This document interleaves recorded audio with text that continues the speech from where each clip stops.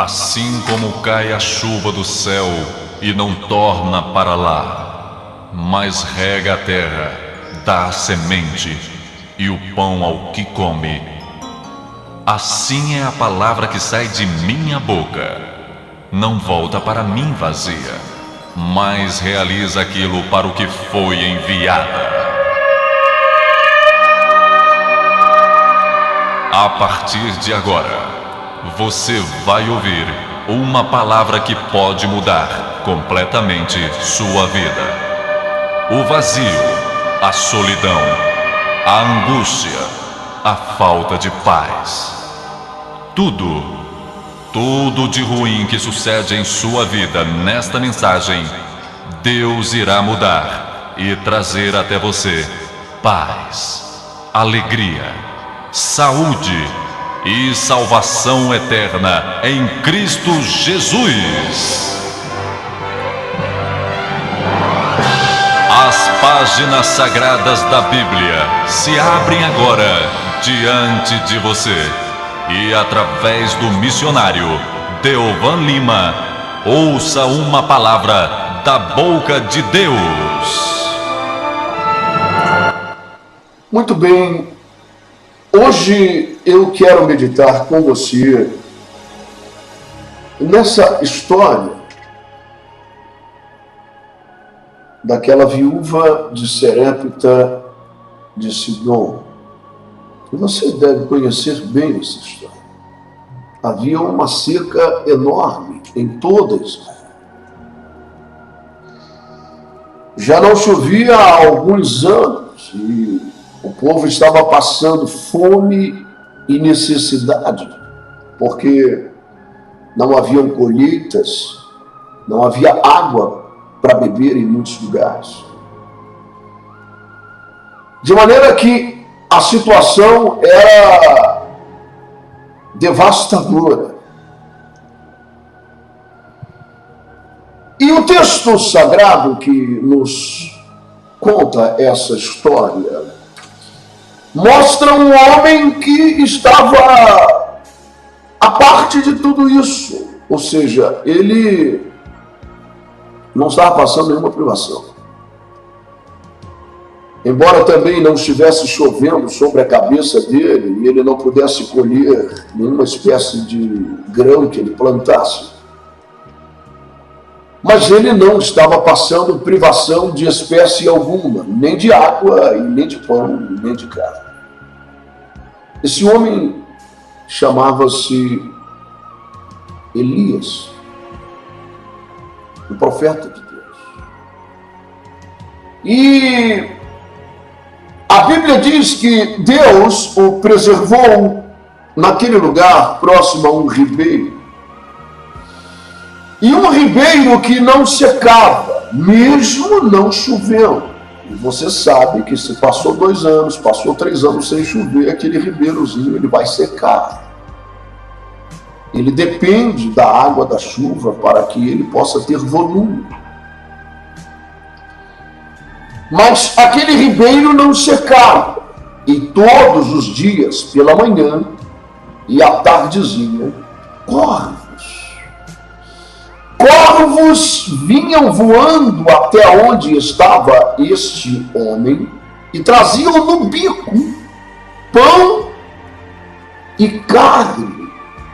Todos os dias, pela manhã e à tardezinha, esses corvos voavam e traziam e pousavam na mão do profeta e colocavam pão e colocavam carne para que ele comesse.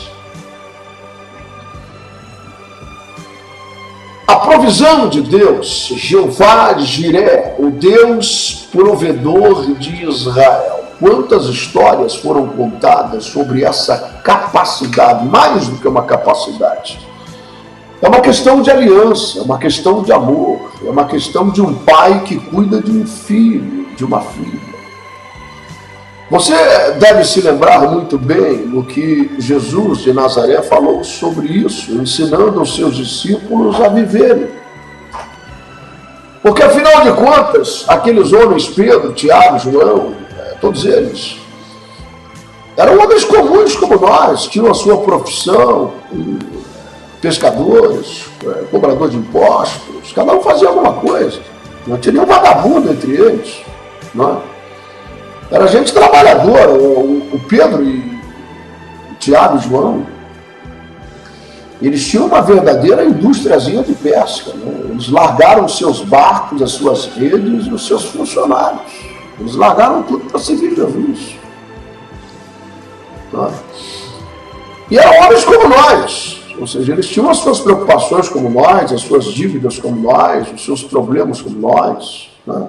Suas tristezas como nós, incertezas como nós. E estavam aprendendo a viver em uma outra atmosfera, e é isso que significa ser discípulo. Jesus os estava ensinando a viver na dimensão da fé, do sobrenatural, a conhecerem aquilo que eles jamais sabiam. E qual é a forma correta de se comportarem e de agir diante dessa nova realidade? Não é? Ele ensinou muitas coisas a esses homens. Entre elas ele disse, não andeis ansiosos por coisa alguma, nem pelo que haveis de comer, nem pelo que haveis de vestir, basta cada dia seu próprio mal. E ele disse, olhai para os lírios do campo, olhem para os pássaros que não semeiam, não é? Eles não ajuntam em celeiro, eles não se fadigam trabalhando, plantando para colher. Mas existem milhares de pássaros na terra, e qual de vós já viu algum deles morrer de fome? Nenhum deles. Vosso Pai Celestial cuida para que não falte alimento a eles. E nem Salomão, em toda a sua glória, resplendor e riqueza, se vestiu como se veste um lírio do campo, que às vezes ele nasce, vive e morre sem nenhum ser humano olhar para ele, está no meio do mar. Mas Deus assim o veste. Ora, se Deus veste assim o lírio do campo, e se Deus se preocupa em alimentar os pássaros, quanto mais a vós que são seus filhos, compreendam isso. Vocês não precisam entrar numa campanha, vocês não precisam tentar convencê-lo, vocês não precisam socá-lo, vocês não precisam botar ele na parede, agarrar ele pelo colarinho, vocês não precisam colocar uma vultosa quantia no envelope para tentar convencê-lo a abençoá-los. Sabe, isso é gratuito, é por amor. Ele ama vocês como um pai ama um filho. E ele cuida de vocês a uma aliança. Elias estava vivendo exatamente essa aliança, esse cuidado de seu pai, não é? De maneira que corvos, veja como Deus faz as coisas, não é? Corvos traziam a carne. Qual é o corvo que vai dispensar uma carne, que vai deixar de comer ele mesmo? Mas eles traziam no bico, e com certeza Deus fazia com que sobrasse um qualquer para eles, não é? Aqueles corvos não ficavam sem a parte deles, mas eles traziam para a mão do profeta o pão e a carne, e ele bebia do ribeiro. Enquanto o povo estava lá fora se descabelando, sofrendo, morrendo de fome, murmurando, espraguejando de Deus, aquela confusão toda, não é? Ele nos abandonou, nós estamos morrendo de fome, que Deus é esse, toda aquela confusão, aquela coisa toda, e Elias estava tranquilão, debaixo de uma sombra de uma árvore ali, curtindo o cantar de um passarinho, bebendo daquela água fresca. Estava dando a hora, o corvo já vinha, trazia o seu pão, a sua carne, e ele comia. Mas, de repente, Deus veio e falou com esse homem, e é isso que me chama muito a atenção, e eu gostaria de meditar com você sobre isso. Porque, na verdade, o próprio Jesus, ele usou esse exemplo para falar sobre a fé. O que é a fé? Nós precisamos entender, porque a Bíblia diz que sem fé é impossível agradarmos a Deus, não é? É impossível, quer dizer, Você pode fazer o que você quiser, você pode aprender um monte de corinho, você pode cantar, você pode dançar, você pode rodopiar, você pode falar em línguas, você pode fazer o que você quiser. Você está entendendo? Você pode ficar de joelho 5 horas seguidas, até ralar o seu joelho, criar calo, e você ter orgulho de mostrar os calos dos seus joelhos para os outros, não é verdade? Pode fazer o que você quiser. Mas a Bíblia Sagrada diz que sem fé é impossível agradar a Deus. Ou seja, nada destas coisas, se não forem motivadas por uma fé genuína e verdadeira, não terá valor algum e você não conseguirá tocar no coração de Deus. A Bíblia Sagrada define a fé como firme fundamento daquilo que ainda está se esperando e a prova material daquilo que você não consegue ver. Em outras palavras, é como se você já tivesse aquilo nas suas mãos, e você não tem, mas você crê, é como se pudesse enxergar o invisível. Você crê naquela promessa de Deus, embora ela ainda não esteja materializada, mas você já pode louvar a Deus por aquilo em sua vida, porque você tem a certeza absoluta de que Ele não é homem para mentir, e nem filho do homem para voltar atrás, uma promessa que Ele fez. Isto é fé. E acreditar que Deus não é mentiroso. Que se Ele prometeu algo, Ele vai fazer. Que se nós o honrarmos com a primícia de toda a nossa renda, que se nós não apenas ficarmos chamando Ele de Senhor e não darmos a Ele a honra devida ao Senhor, se nós o ficarmos chamando de Pai, mas não demonstrarmos a Ele o temor que é devido a um Pai, de que isso vai adiantar, não é verdade? Mas que se nós formos fiéis, não é?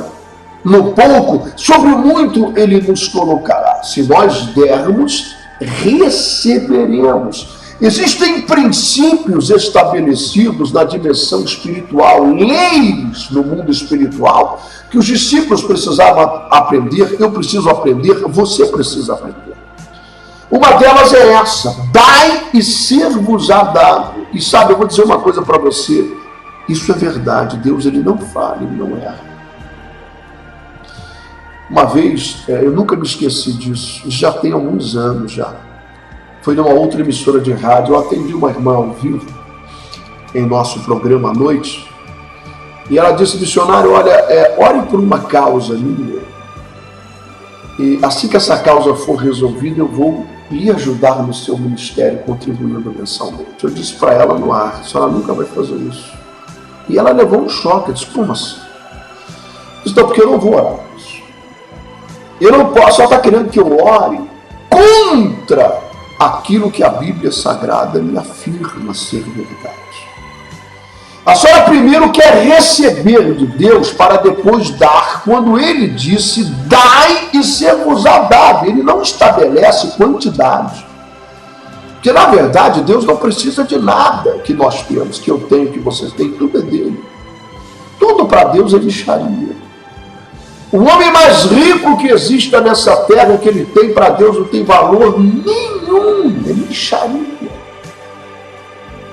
Então, quando ele disse dá, ele não estabelece valor, pode ser até uma moeda, mas é um princípio de fé. É aquela história que eu falei ontem, daquela mulher no gasofilaço, aquela pobre viúva que depositou 2 moedinhas insignificantes. E o seu gesto não apenas foi reparado, mas elogiado por Jesus. Não apenas foi notado, mas elogiado pelo Mestre. Porque ele chamou os seus discípulos e disse: viram aquela mulher? Ela deu mais do que todos os outros. Então, existem princípios que regem a dimensão espiritual. Dai e ser-vos-á dado. E até o gesto de dar, ele não pode ser motivado por sentimentos espúrios, estranhos, avessos à comunhão com Deus. Você não pode dar motivado pela ganância. Você não pode dar motivado pela necessidade. Você tem que dar com alegria. Com alegria. com a consciência de que tudo que você e eu temos pertence a Deus, e você está dando um pouco daquilo que na verdade nem teu é, pertence a Deus, para a obra dele, para que o nome dele seja glorificado, seja conhecido na terra. Isso é uma motivação correta. Então, esta é uma questão seríssima, que nós precisamos aprender, tendo em vista que somos pessoas que temos as nossas contas para pagar, passamos os nossos apertos financeiros, precisamos de uma bênção material. Todo mundo precisa, não é verdade? Todo mundo tem os seus sonhos, os seus desejos. Jesus ensinou que a ansiedade não resolverá nada. Tentar comprar a Deus, muito menos. Ser motivado por falsos profetas, você está complicado, você vai acabar caindo no fogo do inferno. Então nós precisamos, como os discípulos de Cristo, conhecer os princípios espirituais, para que de fato sejamos abençoados. Por isso é que Jesus, usando essa experiência deles, ele disse: olha, na verdade, eu vos digo que muitas viúvas existiam na terra de Israel na época do profeta Elias. Mas a nenhuma delas foi ele enviado, senão a uma viúva que morava lá longe, em outra terra, em Serepta, que pertence a Sidom. Agora eu pergunto a você, por quê? A viúva de Serepta estava morrendo de fome com o filho. Amém? Sabemos disso. Mas Jesus, ele acaba de dizer e de trazer à tona uma realidade de que existiam muitas outras viúvas morrendo de fome com seus filhos. E mais, elas não eram pagãs, por assim dizer. Elas pertenciam à aliança de Deus com Abraão. Elas eram israelitas, elas viviam em Israel. Elas frequentavam as sinagogas e eram viúvas israelitas, estavam morrendo de fome também. E Jesus disse que Deus não enviou o profeta Elias a nenhuma delas, mas enviou aquela lá de Serepta de Sidom.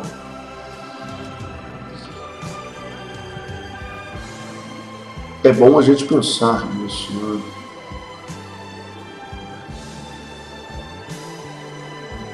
Por que ele não enviou?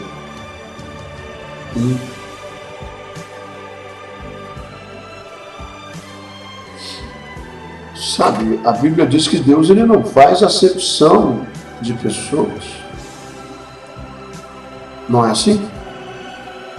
Deliberadamente, pela cor da pele delas ou pela cor dos olhos, ele não as distingue uma das outras. Na verdade, Deus faz escolhas. E ele é soberano para isso. Só que ele pesa na balança são outras coisas. E a verdade é que ele não enviou o profeta Elias a essas mulheres, porque elas não teriam a capacidade e a fé de dar. Mas precisamos dar para receber, missionário?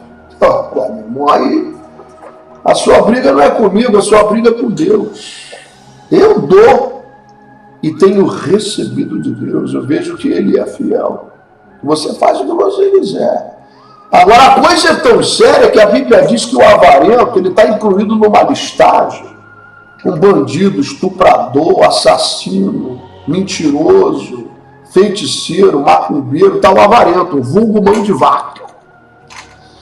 Você não precisa ser rico para ser avarento, não. Você pode ser pobre, assalariado e mesmo assim ser um avarento. Você é aquele cara e aquela mulher com a mão fechada, a mão de vaca. Você não abre, você ouve desafios de fé, você toma conhecimento de pessoas que estão necessitadas de ajuda, mas você está lá. Não, eu também estou precisando, eu estou aí na luta, na batalha, estou precisando de uma bênção, mas você não abre a sua mão. Você está entendendo isso ou não? Por que é que Deus não enviou o profeta Elias a essas mulheres? Porque Deus conhece o coração de cada pessoa. Seria perda de tempo e mais. Seria humilhação para o servo dele, para o profeta. É ou não é verdade? Veja comigo. Deus falou para o profeta Elias: arruma tua trouxa, porque tu vais para Serepta de Sidom. Você não vai ficar mais aqui, não.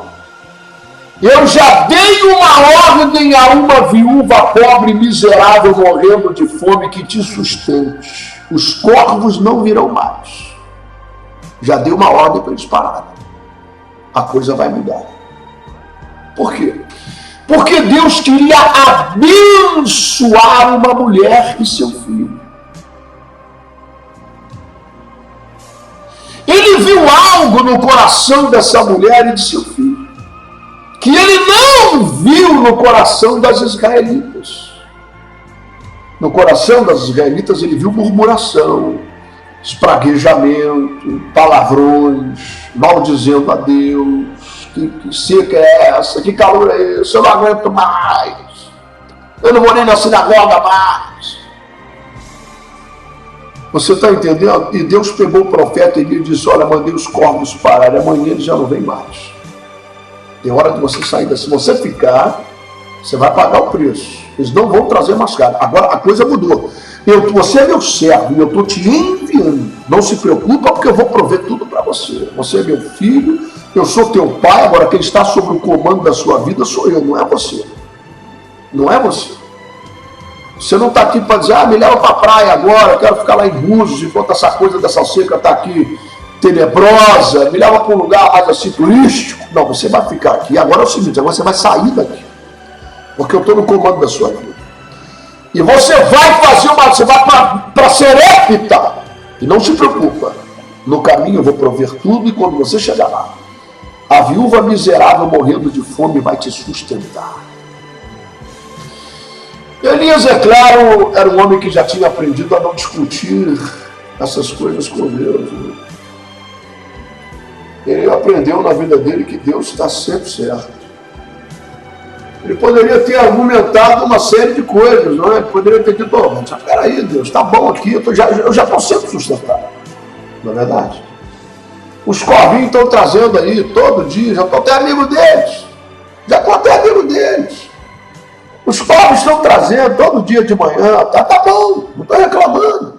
A água está fresquinha, tem uma sombra bacana aqui dessa água. Hein?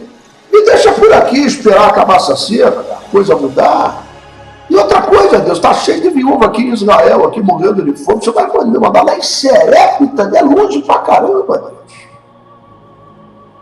Não, Elias, ele havia aprendido a não discutir o assunto. Ele sabia que Deus sempre tem razão. Ele aprendeu a ser servo. Não é? E o servo é aquele que está sob o serviço. Ele aprendeu a ser filho. E o filho é aquele que obedece e honra o pai. Não é? E Deus disse a ele: arruma a bagagem, porque o rio vai secar. O rio aqui vai secar e os corvos não vão vir mais. Vai a Serepta de Sidom, porque lá uma viúva vai te sustentar. E ele foi. E você que conhece a Bíblia tão bem ou melhor do que eu, sabe que quando Elias encontrou aquela viúva miserável, morrendo de fome, ela estava catando gravetos, né? Estava catando uns gravetos para fazer uma fogueirinha, né? Porque ela tinha um punhadozinho de farinha numa panela. Só dava para fazer aquele mexido e um pouquinho de azeite numa botija, né? Então acabou. Ela não tinha mais nada, era só aquilo ali. Elias chegou na hora da última refeição. Na verdade. Mas eu acredito que aquela mulher, Deus viu algo de especial. Era à noite, deitada com seu filho, naquela situação terrível, daquela seca, olhando as estrelas, a lua. Ela devia pensar: deve haver algum Deus, um Criador de todas essas coisas. Aquele que controla a natureza, que formou tudo, que os meus olhos podem ver, que não podem ver. Ele pode me salvar, a mim e a meu filho. E ele pode, ele tem poder para isso. Sabe, Deus manda o profeta lá. E este profeta que era suprido em suas necessidades de uma forma sobre-humana, vira-se para essa mulher que só tem um punhadinho de farinha para fazer uma última refeição e pingar um azeite em cima. E diz a ela: mulher, eu estou com sede, traga-me um copo de água. Já começou pedindo, começou mal, né? Sabe, é por isso que se Deus enviasse o profeta Elias até aquelas vilas de Israel, ele não precisava nem pedir o bolo, o mexido, né? Porque você sabe da história. A mulher trouxe água para ele e disse: eu também tenho fome, me traga agora algo para comer. Olha só, Elias. Ele sabia o que estava fazendo. Elias era um homem conectado ao Espírito de Deus. As palavras saíram da sua boca, não porque ele acordou nervoso, mas porque o Espírito de Deus o impulsionava a gerar uma atitude de fé naquela pessoa para que ela pudesse dar e receber. Sabe, e se Elias fosse enviado lá, aquele pessoal, aquelas viúvas de Israel, quando ele falasse só no copo d'água, não precisava nem pedir para comer.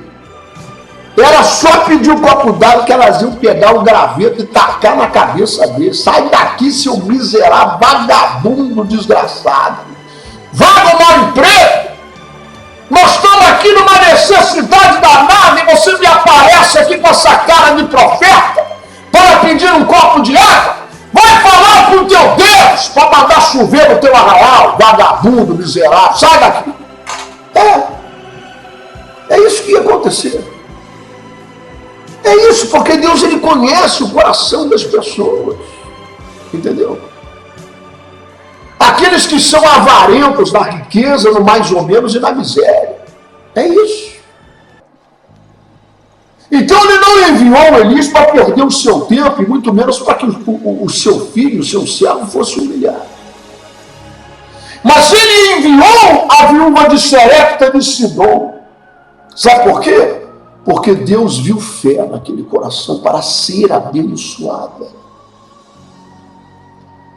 Deus viu fé naquele coração para ser abençoado. E aquele homem disse: mulher, obrigado pela água, mas eu também estou com fome. E ela disse: profeta, aí não me leva mal, mas eu realmente não tenho nada.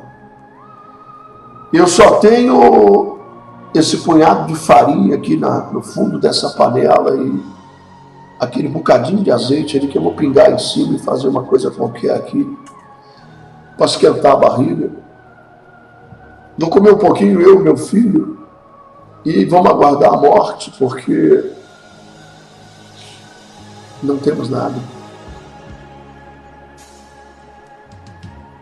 Sabe, isso é uma coisa bíblica, né? E, na verdade, nós sabemos que os falsos profetas, eles adoram esse texto sagrado.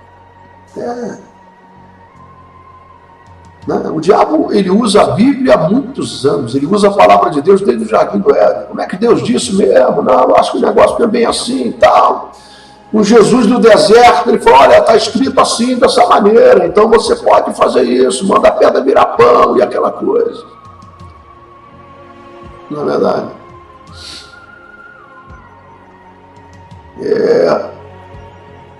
A coisa é muito séria, né? Elias,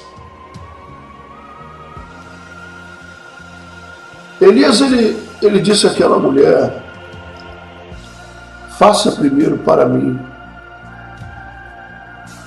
no bolo que você vai fazer desse mexido, dê primeiro para mim e supra a minha necessidade. Os falsos profetas adoram isso.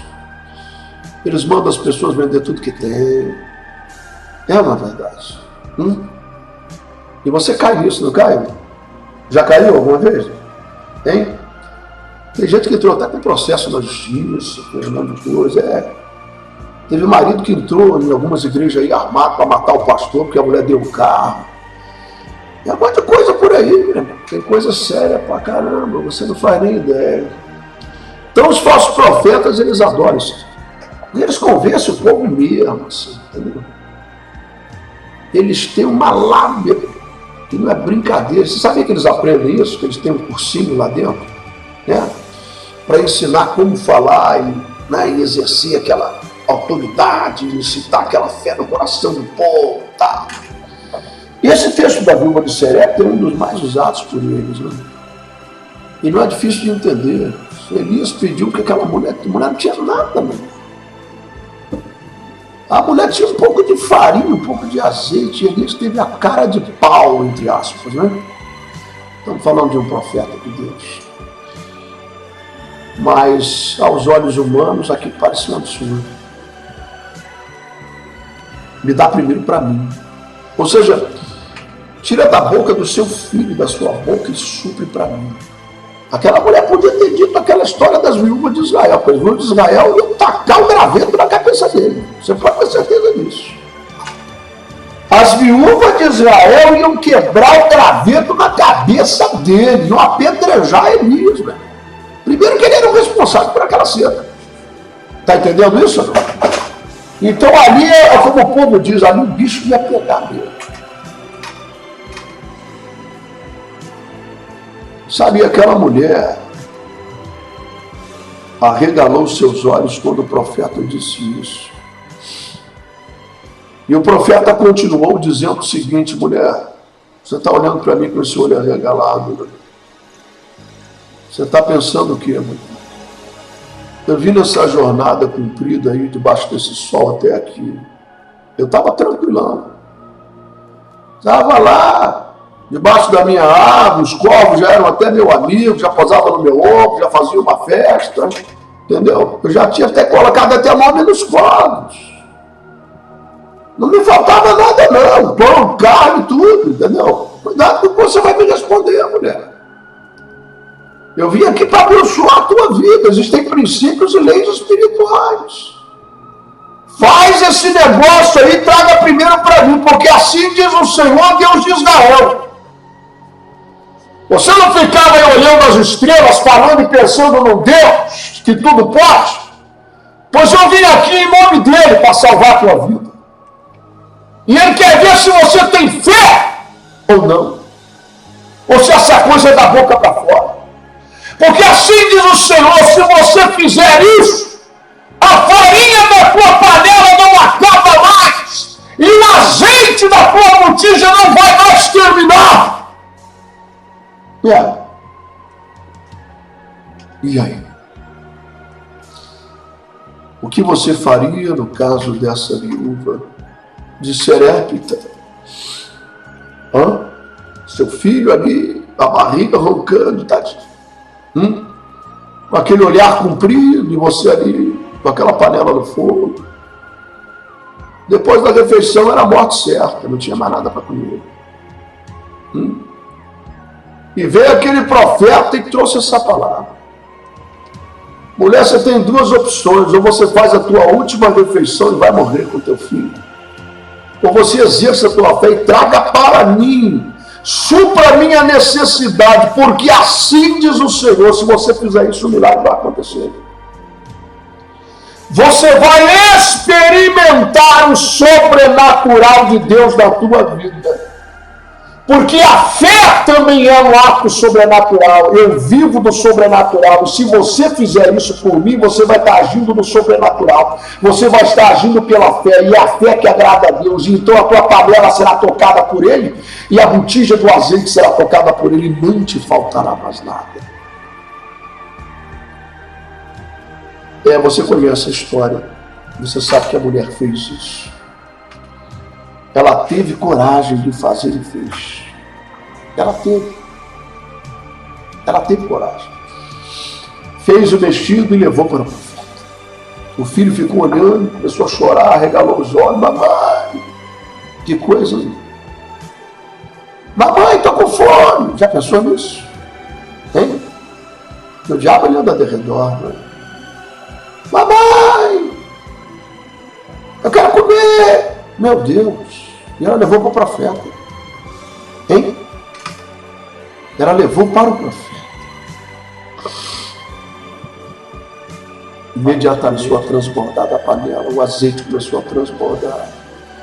E ela já misturou aquilo e alimentou o filho, alimentou ela, comeu até ela aguentar mais. E a Bíblia diz que por muitos dias comeu ela, comeu o filho, comeu o profeta Elias. Elias foi sustentado por uma viúva miserável. Que ordem foi essa que Deus deu àquela viúva pobre? Ela não ouviu a voz de Deus. Ela disse, aleluia, eu já tinha ouvido a voz de Deus aqui, Deus falou comigo. Não. Essa ordem é uma ministração lá dentro do coração. É algo íntimo. É algo gerado pelo Espírito Santo quando nós damos lugar a Ele e resolvemos crer, acima de tudo, que Deus não mente, que Ele não é homem para mentir e nem filho do homem para voltar atrás as promessas que Ele fez um dia. Guarde essas palavras no teu coração. E cuidado quando um profeta de Deus aparecer diante de você, com o que você vai falar ou fazer. E cuidado quando um falso profeta aparecer diante de você, com o que você vai falar e com o que você vai fazer.